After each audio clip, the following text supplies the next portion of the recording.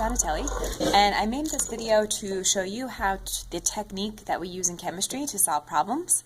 I understand that this technique is a bit more work, but and you might have a simpler way of doing this, but eventually we're going to get to problems that are much more complex. So it's going to be important to know how to set up a problem and how to cancel out your units.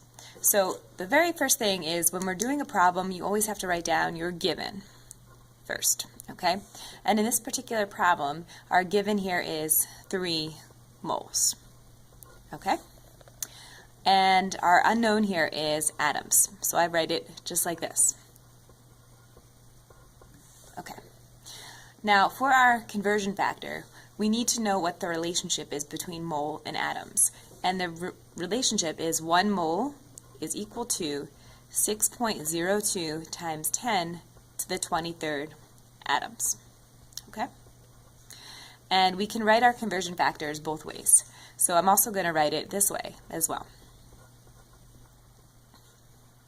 And a lot of times students skip this step, but it's actually really important for you to see which version of the conversion factor you're going to use. So we're going to write it both ways. And it's important to note that the conversion factor, they're equal to each other.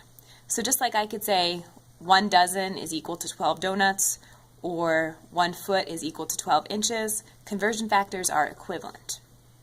Now the next step is once I have everything that I need in my box here, I write down my given, and I'm going to multiply it by my conversion factor. Now I need to know which version of my conversion factor I should use. Well, the key here is I need moles to cancel, and I need to end up with atoms in the end, because that's my unknown. So in order to have moles to cancel, I need to use this conversion factor here. So I'm going to use the one with mole in the denominator. 2. And make sure that you are writing your units each time. Okay? Now, this is essentially we're multiplying fractions. So just like I would, so we do 3 moles times 6.02 times 10 to the 23rd atoms. And any number that is not in fraction form, we know is over 1. So 1 times 1 mole is 1 mole. Okay?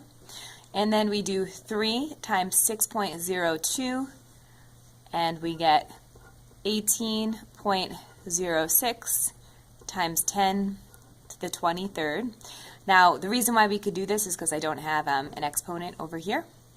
And then for my units, moles cancel, and I'm left with atoms. And then I check myself. Was I looking for atoms all along? Absolutely. Okay?